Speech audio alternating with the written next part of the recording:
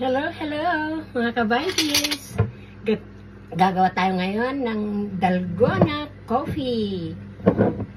Bawal sa ating paglo-local pero I'm gonna show you how to make my dalgona coffee.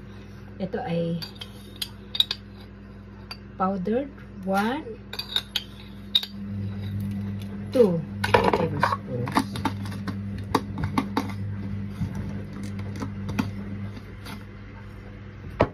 Dahil nagmi-minimize tayo ng sugar, lagyan lang natin ng konti.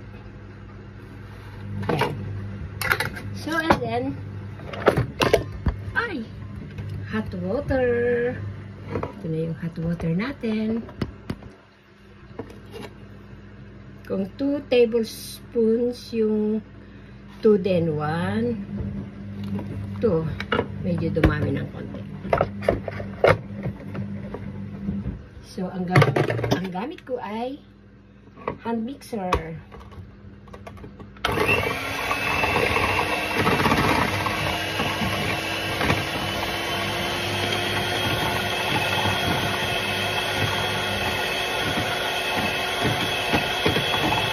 So, dahil maingay. So, about in 3 minutes, ganito na ang itsura, guys. Oh. So, ito guys, meron na tayong ice. Ngayon, lalagyan natin ng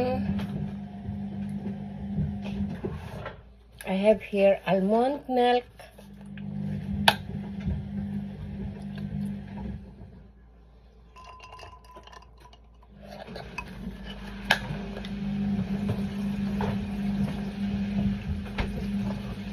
Parang may dekorasyon, lalagyan din natin ng vanilla ice cream.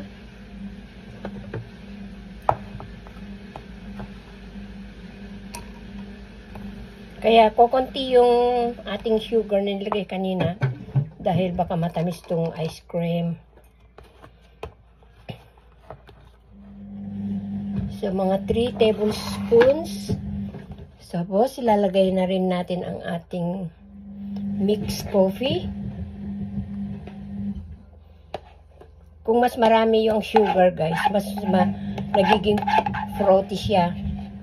But because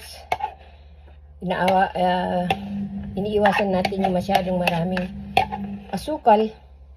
So, ganyan lang kadami. Tapos, lalagyan ko na rin siya ng konting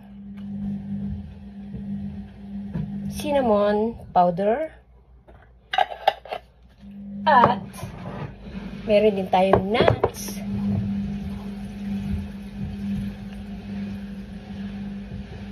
Gusto kong maraming nuts.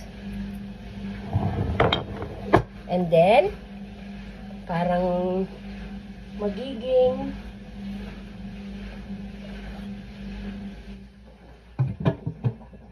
dito. Kailangan ko yung lactose free. Kaya dito pala. Kung anong gusto nyong toppings, pwede ring iba-iba. Meron ako dyan strawberries, but to lactose free naman to. So, ganyan lang guys. So, now we have our ice cold dalgona coffee.